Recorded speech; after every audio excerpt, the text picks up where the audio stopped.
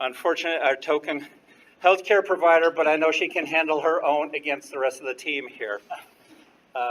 We're going to give everyone a little bit of an opportunity to briefly talk about themselves, but I'm very, very thankful for all of these folks. So on my right here, we have Dr. Sasha Rebchevsky, who's a professor in physiology in the Spinal Cord and Brain Injury Research Institute over at UK. We have Tanya and Mark Kincaid, wonderful individuals who are founding members of our Stroke Survivor and Support Group in Hazard. We have Dr. Sarah Salas, who is the PM&R doc who's in charge of the Spinal Cord Injury Program at Cardinal Hill. We have Mr. Jason Jones, who changes everything all the time. He currently works for the Human Development Institute. He's had many, many roles over the years, and Jason and Sasha are two of the founding members of the KARRN program, as is Dr. Salas. And then we have Carolyn and Aaron Wallace over there. And Aaron has kind of been one of our superstars over the years. So we're going to talk a little bit initially about what Sasha, and kind of pass on three, what are you looking for in your provider when you're trying to communicate to them and you want them communicating to you as well? What's important when you're starting to develop that relationship and the dialogue? Am I starting? You're starting. The mic down to you. Okay. First of all, let me just stop for a moment and ask you all to reflect for a moment. Dr. Hastings' talk, the others were very good as well, but I just want to point out that the postural talk is extremely important with regard to bowel, bladder dysfunction. So I just want a round of applause for Dr. Hastings. Flight delays and everything, still meant she's getting back in about an hour, just for you guys. So what do I want to propose? Advocacy. If I were to say nothing else, it's advocacy. And the patient being his own advocate, as well as the caregivers and friends and PTs and OTs and doctors being the advocates for the patients. And hopefully through the various discourse we have here, you'll start to realize what that means. You're not being a judge, you're not being a lawyer, you're advocating, you're talking, you're communicating for people that are not able to do so themselves. And use your wherewithal to, I was the one in the back asking Dr. Casey the questions about what if you get denied insurance? You can't stop, you can't say, well, they said no, take care of my time, I'm punching my time clock. You have to be tenacious. So if I were going out and I'm going to set a plan, I want to really get an intimate relationship and understanding with my physical therapist, my occupational therapist, my physiatrist, everybody on the team, because they should all have your best interests. And if you're only talking to one of them, you're not talking to all of them, and that's where the problem is. So that's the beginning of it, and we're going to go round and round. I would just like to say, as this is my husband Mark, he had a stroke 8 years ago. What is most important to us is surrounding yourself with the best that for you or for him in this case. If I brought him in and to you he was just a number, a patient, then I probably wouldn't come back to you, because to me this is the only person. You know, if that makes sense. I want you to take his interest to heart. Don't just say, okay, another one's out the door, you know. And you have to surround yourself with good doctors. So we have Dr. Henry, who is wonderful to us, and Keisha and Pat and Violet, and it takes a village. It does take a village. But I want someone who cares about him and cares about our case and wants to know the details of it and wants to help us, and we're not just a number.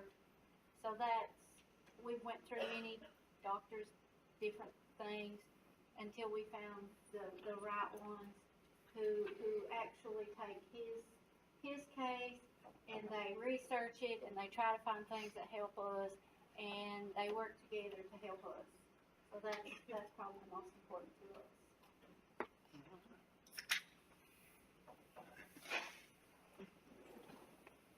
So I'm Sarah Salas. I'm a physiatrist with a subspecialty training in spinal cord injury medicine, and have the privilege of knowing most of the folks here on the panel. So first of all, I think from a physician perspective, one, I think is learning to have the perspective that you could be sitting in that person's shoes. Okay, we get a lot of folks that come in to see us that don't always know why they're coming to see us.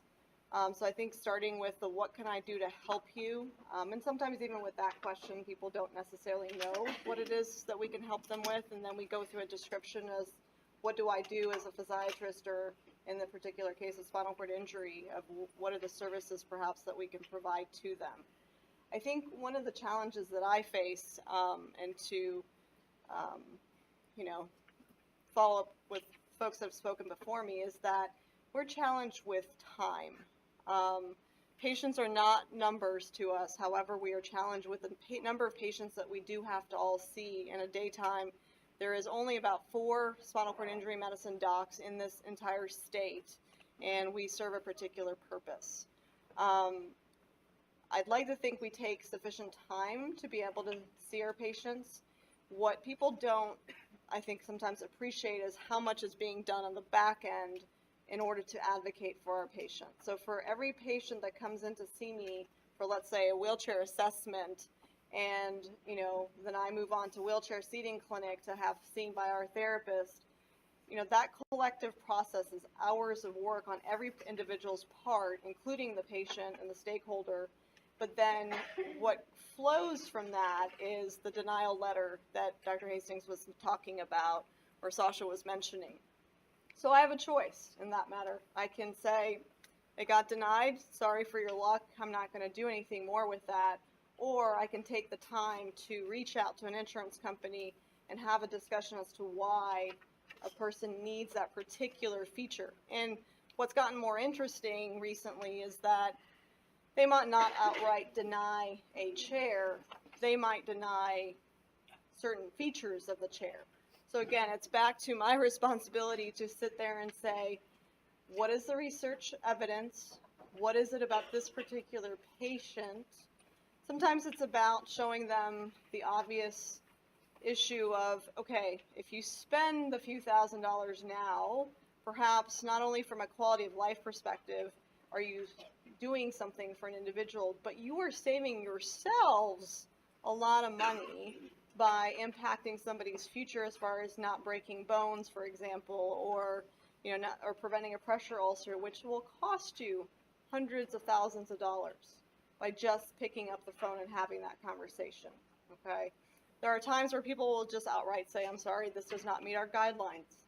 Okay, which is really difficult, and going back to legislature and saying, okay, what other options do we have? One of the biggest recommendations that I have for you all as consumers yourselves is read your insurance plans. They are awful, okay? I mean, for those of us who work at UK, including Sasha over there, we have 30 days of inpatient rehab. Something were to happen to me or my family, we're screwed. Okay, and this is why I have bought long-term care insurance, because I cannot rely on what my healthcare system is going to provide for me.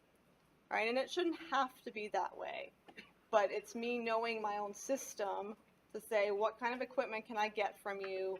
At what point will I max out my medical endeavors as far as cost of medications? Can I go out of network for certain things? What is it that you're allowed to do, and what are you going to receive from your healthcare system? We have to ask the question, all right, because right now they're pretty much shoving things down our throats by saying, here's your insurance, good luck to you. So have to advocate for ourselves too. I'm Jason Jones. I work for the Human Development Institute at UK, and I've been in this chair for, well, not this chair, several chairs, a chair of some kind, for 27 years in April. I was hurt rescuing a small town with 17,000 people. A friend of mine told me to say that. It's a coach-related accident. So high jumping in high school at the age of 15. I would say from an advocacy standpoint, and really as I've gotten older, because honestly, early on I didn't want to be defined by the chair, so I kind of sort of did my own thing, got through high school and college and all those things, and really found advocacy a little later in my life from a macro standpoint. But I see advocacy as two things when you have a disability. And first of all, I think Dr. Sal said it, and I'll say it again, the idea that you need to have as a clinician is you or somebody very close to you is 1 second away from being in the same situation that one of us up here is. You know, I got up the morning of my accident, and I was a teenager playing 4 sports and girlfriend and dating and driving and doing all those things, and then, you know, by the afternoon I was in a wheelchair for the rest of my life. And so there's two ways of looking at advocacy. Look at advocacy from a personal standpoint, and that's more related to health. And I've learned over the years that it's not only finding good people that know what they're talking about, finding good people that don't know what they're talking about that are willing to learn. Dr. Salas is a phenomenal physician, but she can't treat every, you know, nose problem or you know, cold or flu or those kinds of things, although she tries for a lot of us. But, you know, I found a really good physician early on that just said, listen, I don't know a whole lot about spinal cord injuries, but I'll listen and I'll make phone calls when I need to and those kind of things. And so you have to be, I'm amazed sometimes when I speak to doctors and they ask me questions like, well, do you know what dysreflexia is? And after 27 years, if I don't know what dysreflexia is, I'm probably dead. It's amazing that sometimes you just have to be an advocate for yourself, not just with clinicians, but with anybody that's part of your support group, including, you know, parents and relatives and whoever's going to do your care, things like skin and those kinds of things. So if you don't know what you're doing, you need to encourage your patients to become very smart about their injury. The smartest people I know are the ones that live the longest. If you don't know what's going on, then it's a really hard survival. And the other way of looking at advocacy for me is more of a systemic change attitude and my ability to live in society. And we do that by trying to change laws and to increase accessibility and increase attitudes and those kinds of things. And that's what I strive to do with the Human Development Institute and some of the other projects I work on, which is what drew me to Pat in the first place, is that equality exists. It's just, it takes people to go out and find it. And I think that we have a good opportunity, you have a good opportunity when you deal with people with disabilities to kind of facilitate that change. When you see an issue, don't just let it go. Advocate for the person and advocate for the system to change in order to make all of us as equal as possible.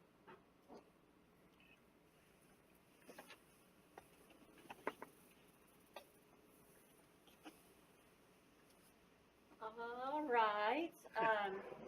I'm Carolyn, and Aaron's accident was in 2011, and well, we've had our eyes open to what goes on all the time, and it's an honor to be sitting here with these people up here. They're my heroes, and starting with Dr. Salas, who took on a brain injury patient early on, even though it's not her category, and helped us find our way early in the system. But as far as what we look for in a doctor would be somebody who's available, somebody who's got our back. And what do I mean by that? But Jason kind of alluded to it a little bit. We may see our specialist and yet have some other issues going on too. And so it's really nice to have a human doctor who can take care of what you can take care of. It takes a lot to get to the doctor appointment. And so if we finally made it to one, how much can we take care of there? Someone who will go to bat, so to speak, when there is a piece of equipment needed, and just find a way. It's incredible the reasons that requests come back. You know, you didn't have the initials right on X page. And, okay, so somebody who's just going to see the process through. And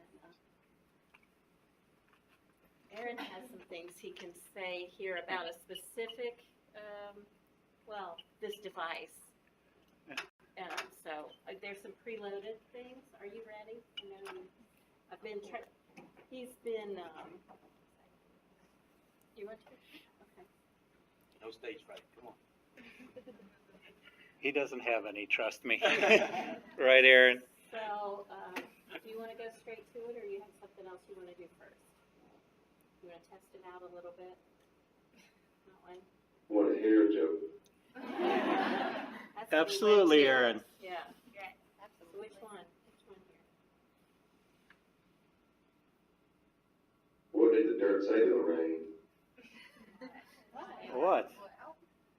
If this keeps up, my name will be mud.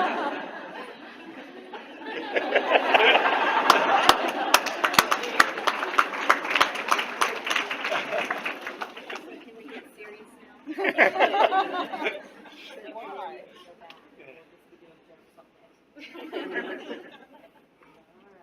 so here's what they want to hear about. This is my talker. It helps me speak. Okay, do you want to tell them any of these things? That one? My brain was injured in an automobile accident in 2011. I have not yet recovered my ability to communicate with my voice. I needed a way to turn my thoughts into words. Is there anything else? Can we go down the line?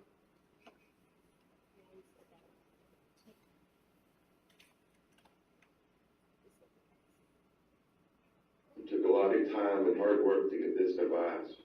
We started the process with the failed attempt in 2014, tried again starting in 2015, and finally received it in 2016. That's a long time. Yeah. Yeah. You want to tell them how they did that? My brain rehab doctor-ordered evaluations and therapy for a communication device several times. Speech therapists worked with me to document my need and show that I was ready to use it. My doctor and my music, occupational, vision and physical therapists all helped. So, there's this next screen, you get to, Many people on my team helped me develop my skills and apply for this wonderful device. so there are 21 names on here of people that weighed in on this just to get this. It had various roles. It doesn't include Pat and Jane, who kind of were the, yeah, it can be done. People way back before 2014. So, you want to say a few of these? You want to name some? Dr. Kennedy, Yeah. Anybody else? John, So John's the PRC rep, and he's a speech therapist. It's a lot of people. Let's go back. And this is the last one about this. What's going on now? Down here? You see it? This is I am learning how to say more and more things with this device. With work, I hope to share music, make phone calls, send emails, and all kinds of other ways to interact. There's a lot of work to do. It's the learning phase now. So that's what's going on. What's going on? And this is the person, when I first met Carolyn, they were saying that Aaron wasn't going to be communicating, that he really was not going to have the quality of life that he has now. And thankfully, I know Jane very well, and she's more stubborn than I am, which is really hard to believe. And then she was able to get in with the amazing therapist that they have over in our college and that. And Aaron worked his tail off, and even more importantly, his mom worked his tail off. Right, Aaron?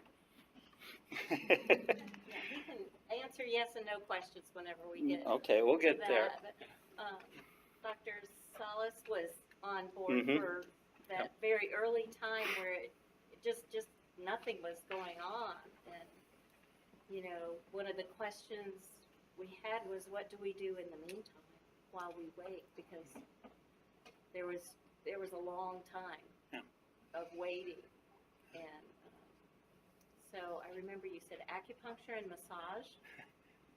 And so we started it. That was easy. That's accessible. And so what do you do between doctor visits if you're in a wait and see kind of mode? you know, is he in there? Well, I guess so, if he wants to tell you a joke. Yeah.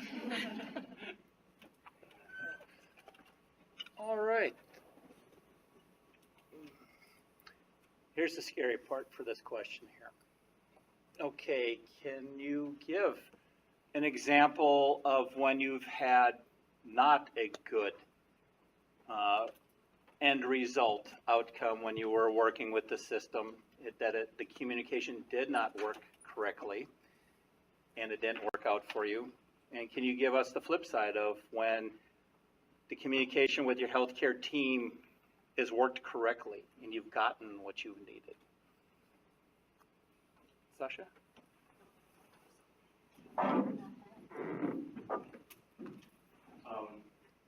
So I just want to also restate something that Jason said, is that any one of you in the audience right now can join our club for free. And there's no admission, no volition, but it can happen. So there has to be a part of you that has a sense of humanity about, I could be this could be my mom, this could be my sister, my brother, my father. And with that, there comes a time where, you heard me writing earlier, where you will be faced with a situation. And then I've been in a wheelchair, so I was paralyzed in a motorcycle accident in 1985, a long time ago, 32 years. And I was the first paraplegic I ever met when I came out of a coma 2 weeks after the accident. And there's this thing where you build up and you become, I want to be by myself, I want to be self-dependent. But you realize it doesn't matter. You need a system, you need a group of people that will be able to guide you, because you will make mistakes. You fall, I've fallen many times, broken lots of legs, things have happened. I'm a little bit of a rebel, but still. And so one of the things that asks what I don't like, okay, I'm a full professor, tenured, we got a great UK healthcare system. This chair that I'm sitting on right now took 9 months from the time I got eval to the time it was actually delivered. 9 months. And I think, you know, I'm an affluent individual, I'm intellectual, I've got people that are in a connection, and I always think to myself, which is really what spawned me to help Pat with this KARRN mission, and then Jason, maybe you could speak a little bit about our Kentucky Congress, is that we need a voice. You need to be out there to be heard, and that we are citizens. And if you think about it, parking lots, violations, all these kind of things, yeah, just the handicap, it makes it easier. If you were to say, let's just be racist for a moment, that you're not, color X people cannot come into this, you would raise hell, and you would sue them. But yet when people are parking violating, we have no voice. Because, well, yeah, it's so quiet, you know, it's a little problem, but yeah, you can't open up your door, you can't get out of your car, you're not functioning. So the first aspect I don't like is the fact that you have to go through all these monkey hoops to get what really should be an easy no-brainer. Well, that's not the way we put it, but it should be. Sorry. The other thing is the flip side, is that you meet, in particular, it's not the physicians, sorry, Dr. Salas, and it's not necessarily the nurses, it's the PTs and OTs that you're the one you're going to be the first line of battle. They're the first ones that you're going to see the problem. And if you just turn the blind eye or neglect to follow up on it, it's a cascading event that will eventually come to the physician. It's like, well, wait a minute, didn't they teach you this in PT? What didn't they do? So you can't turn the blind eye. But so the flip side is that I find that the PTs and OTs and the people in the health services are extremely supportive. And even if they don't know, and so what the lesson I want you, even if they don't know, they're willing to say that, say, but I'll help you. Because if you don't have that kind of, we mentioned earlier, you'd rather have a bad doctor that's willing to help you, not bad, uneducated doctor that's willing to help you and learn, versus one that says, no, I know it, it's no good, move aside. So being an advocate is two ways. One, to push for what you want to get you don't have, but others is to accentuate those things that work and let other people know so that you build the system. Because KARRN, for instance, and the Kentucky Congress are right now, ironically, in the 50 states, is a shining star, an example of what you can do with rural rehabilitation networks and how you can reach out to people. How many counties do we have here in the state? Am I know? 120. It's a lot of stuff to cover, right? You leave, basically, you've got UK, and you've got Louisville, and then where do you go? 120 counties. How do you follow that up? What doctors do you go to see? Your patient calls you up. Oh, by the way, I don't know what doctor code. I don't know, look up the yellow book. No, we formed a connection here where you actually go through and you can call. We'll tell you what doctor's near you. We'll tell you whether it's stroke, TBI, spinal cord injury. So I think that there's a flip side to both advocacy. One, you're trying to get things, but the other thing, you're trying to sustain. I just wanted to mention too that it's Kentucky Congress on spinal cord injury. It's not just Kentucky Congress. Oh, I'm It's a sorry. much different group. Want to actually get something done? I don't want to be necessarily affiliated with Kentucky Congress. Kentucky Congress on spinal cord injury, that's, we're good there. My bad. You were halfway there, so. I guess I should explain why Mark isn't talking. He had his stroke 8 years ago. Last week, actually, August the 21st was 8 years. He was 42 years old, healthy. We did not know he had high blood pressure. They found a weak vessel in his brain where his speech is controlled. And I have the picture if anyone doesn't believe me, but his clot was the size of a tennis ball. And he was flown to Bristol. We spent weeks there. We spent weeks at Cardinal Hill. He was, of course, he was told he would not live. We were told he would not live. That they could attempt the surgery if we wanted him to, but he would not survive it. Of course, we wanted him to because that was the only option. They thought that when they would go in to remove it, that it would burst and then he would die on the table. If by some small chance that he did not die, he would be a vegetable. He would have absolutely no value to life, was their words. He would be just in a hospital, you know, and they continued to say, do we want to do the surgery? Of course we did. He survived the surgery. It was an ischemic stroke. They removed it with no problems. They said, okay, he will probably never wake up. He woke up. They said he will not know anyone. He will have no memory. He will have no emotions. He woke up. He knew everyone. But he did have aphasia. He still has partial aphasia. He has, he knows what we're saying. Expressive. He has expressive, and he has apraxia. But he says some words and he says some sentences. We have not stopped. In 8 years, we have not stopped. After 1 year, they said you won't see much improvement after 1 year. You definitely won't see any after 2 years. It's 8 years. He's walking. We went into debt to buy bioness systems. We have the arms. We have both the legs. We go to Botox. We do anything and everything. We're constantly looking for anything that will help him. But we have good doctor stories. We have good communications with our doctors. From day one, Dr. Van Breeding, we can call him at any point. We can text him. We can call Dr. Hammock at any point. So we don't have any bad doctor stories. But I just wanted to mention why Mark isn't doing the talking is that out of everything, out of his leg, his arm, his speech is what bothers him. That is what bothers him. And he tries, we do it all. We do iPads, we do games, we do speech therapy.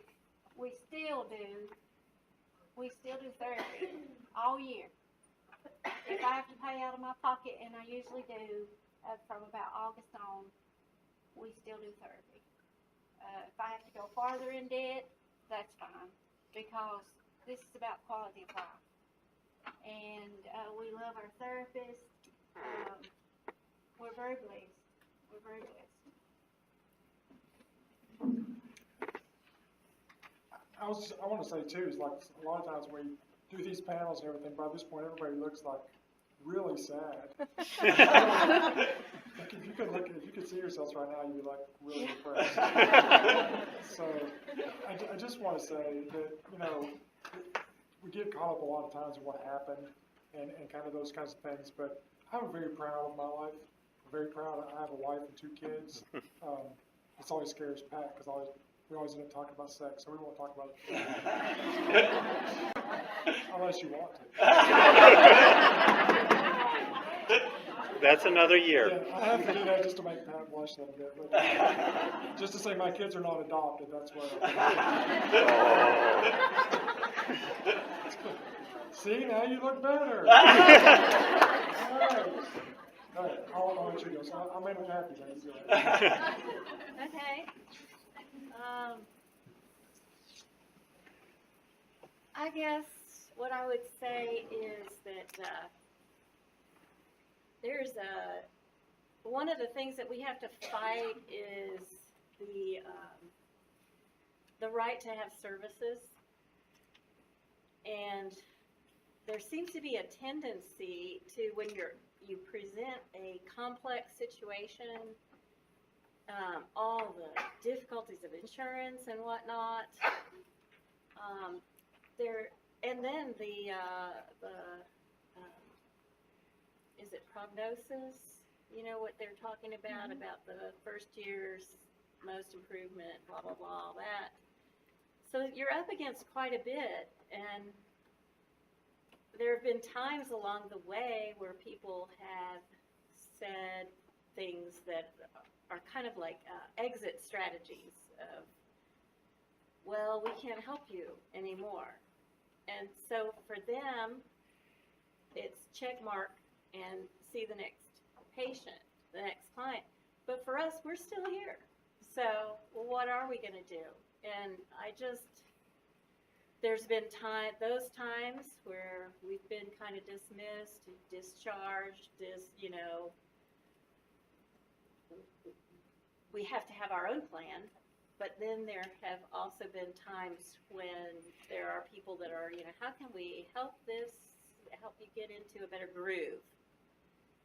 Something that works for you so that you can move forward and do exciting things. So that's what we try to latch on to.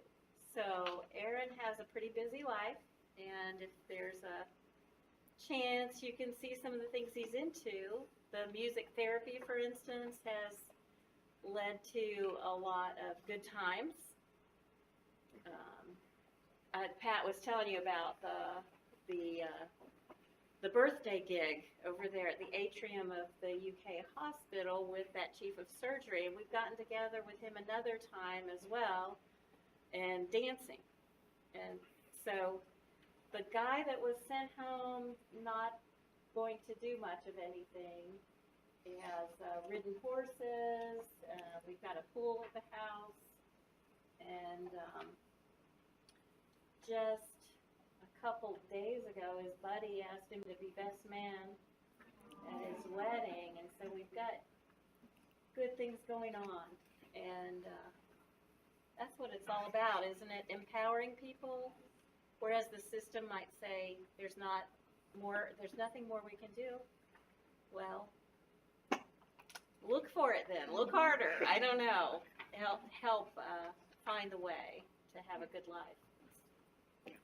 Okay, I wanted to say something too about, one of the blessings of having a disability sometimes is you do get people in your lives that would not be there otherwise.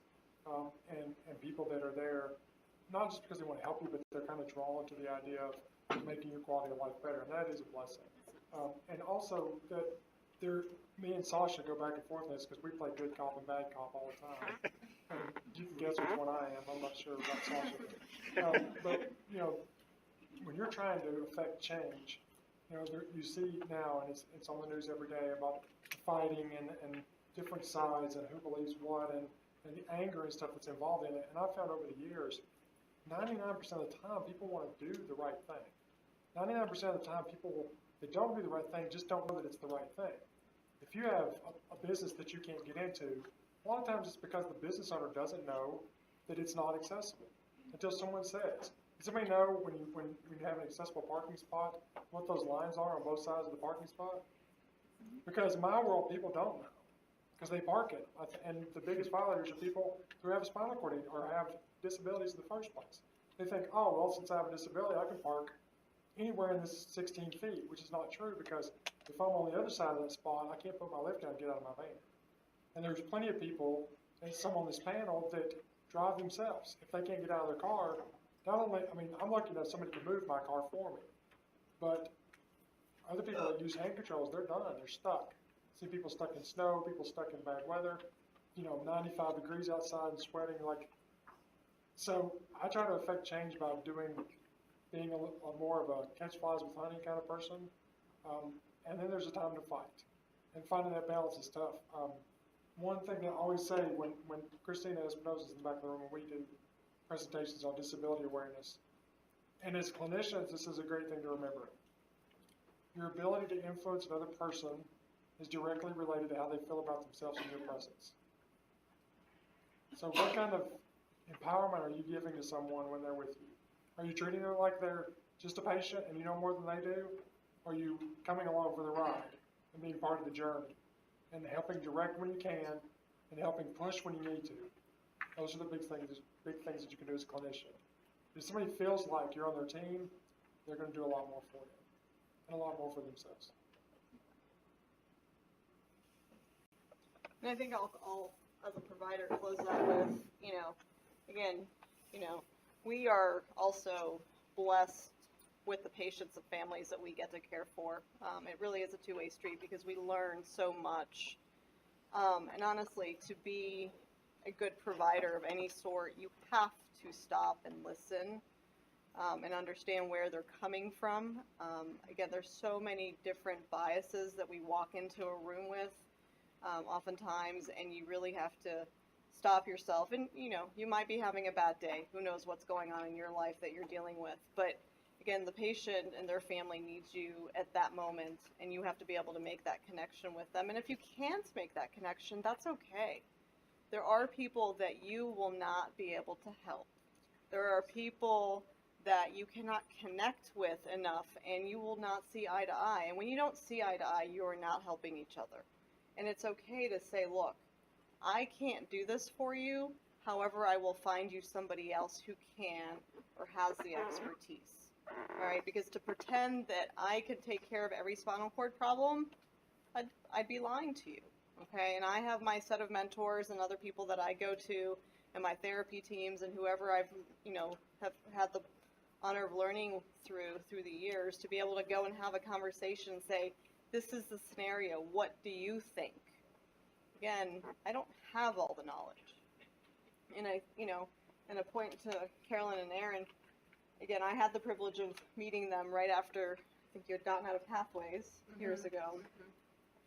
And again, because not being the traumatic brain injury doc, it is overwhelming to get a significant traumatic brain injury patient and having to go through that whole entire history to say, what have you been through? Where are you now? How can I help you? And they came to me via a very good family physician that they had in the area that they were blessed with, and I was blessed with because I could go, I was the intermediary at times for Aaron, but at the same time it was, I'm not your physician in this situation because I don't have the traumatic brain injury expertise. I know enough to be dangerous at times. Okay, I know enough to be able to talk to you about something perhaps logically, but to be invested in what he's going to need and his family's going to need for the long term, that I'm not your person. Okay, and so that's where we made the connection with another traumatic brain injury physician to say, please take this on because Aaron, again, needs that specialty care. I don't do that for a living. My level, my expertise is spinal cord injury, and that's what I go after on a regular basis, and that's where my education is. So it's okay to say, I don't know. All right? And I think people will respect you for that. When you're having the conversation, and you guys will get this a lot as to prognosis, it's okay to say, I don't know. Again, you can recite a lot of literature because there's a lot of it out there, and for some of you in this room, I've talked to you about that literature from a spinal cord perspective, but not everybody reads that book, right? So if that was the case for Aaron, when I met him a few years ago, we would have said, okay, we're pretty much done, and we don't anticipate anything else, but the answer was, I don't know. We have to wait and see, okay? So people do come to you looking for those concrete answers. And uncomfortably enough, you will have to say, this is what I know, but I don't know it all. So set that limit for yourself.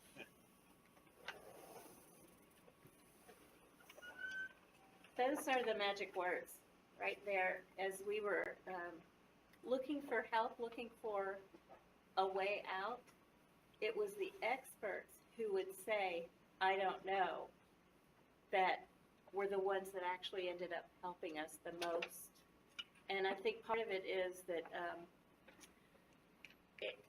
the traumatic brain injury, people who are surviving because of the early trauma care, well, there's not a whole lot that is known.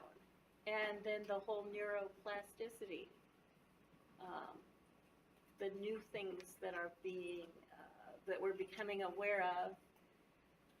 We knew we were talking to experts when they admitted they didn't know.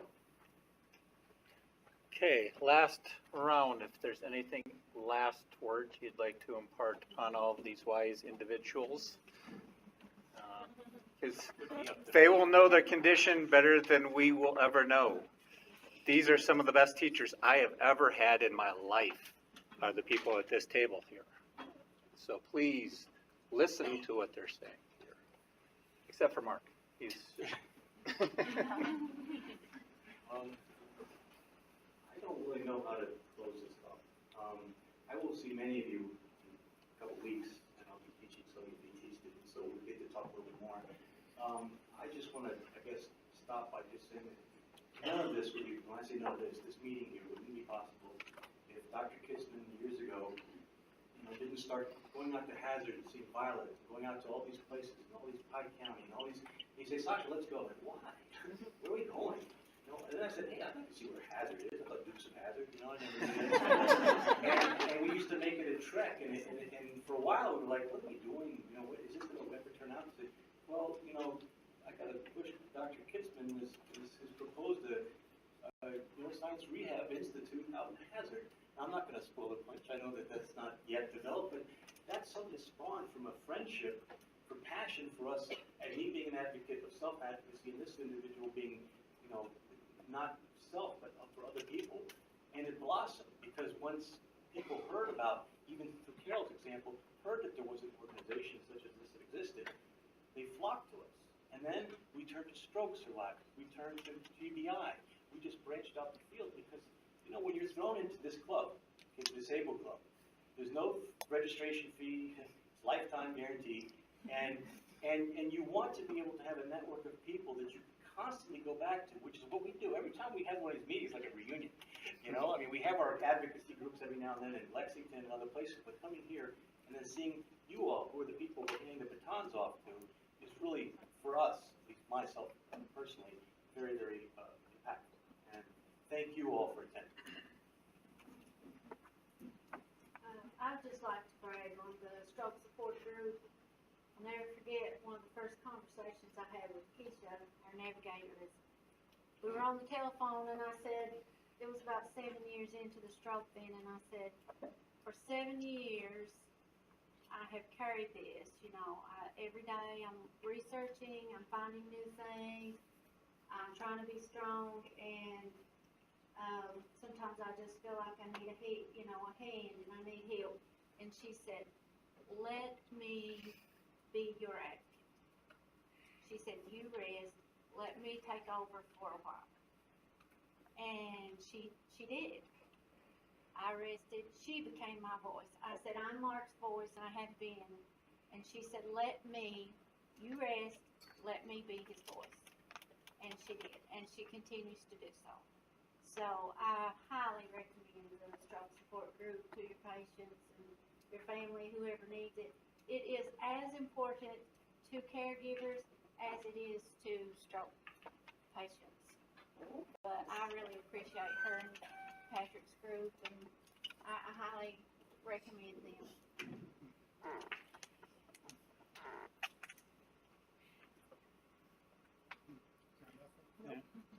All you. Years ago, I was watching Maury Povich, which don't recommend that. It was a sick day before cable, it was on. But there was a lady on there who was very obese, and or had been very obese in high school. She was telling a story about when she was in high school, she didn't fit into the desks, and she got ridiculed a lot. She was teased a lot. And there was many days when she didn't want to go to school, and ultimately to a point where she wanted to kill herself. And she said for some reason there was a guy that was there who was on the baseball team, and he was just nice to her. And every day he would say hello to her, smile, do those kinds of things, and just sort of was just nice. And one day when she was having a really, really bad day, she was getting in her locker, and she had all intensive, had the idea she was going to go home and end her own life.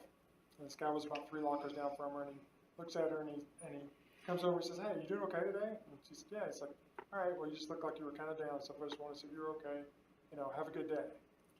And she said at that point that she felt like someone cared about her, and she decided not to, and she went on. And at the point when she was on the show was 30 years later, and she had lost tons of weight. She was had a family and had a couple grandkids by that point and stuff. And she wanted to tell this person thank you from high school. So they bring the guy on the show, and he comes out and he sits beside of her, and he has no idea who she is. Doesn't remember her at all. Just a nice person. And she said, "I just want to thank you for saving my life." And I always remember that, because here's the point. He didn't do anything except just do the right thing. He was just a nice person. He was open, and he made somebody's day. You never know what your influence is on anybody on any given day. Our purpose here are very vast. We have many different reasons for doing what we do and for why we're here, but we all have one easy thing we can do. Let's just be decent to the person next to you. You will be a phenomenal clinician if you learn that. No matter what you do for the rest of your life, if you see that person that's coming in there as the same person that you see when you go home at night, and your family and your friends and those kinds, and you treat them that way, you'll be phenomenal at your job. Never forget that.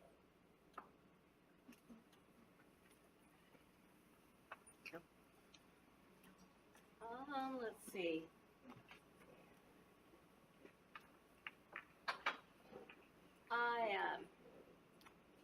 I'm thinking right now about one of Erin's early therapists who might be back there. Kara, are you still here? Yeah, there she is. Okay. She said that working with Erin way back when was like aiming at a moving target, and yet the common knowledge would be that no, this is not so much the guy that's supposed to be a moving target, and so being ready to field what presents, and like Jason's saying, to be ready to do the right thing and have that offer of hope, because that's really what we're looking for on this side, the hope of a good life.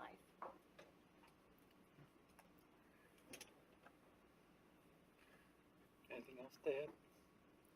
I'm gonna leave it at that. Can leave it at that. All right. I want to thank our panelists for coming here and giving you their knowledge.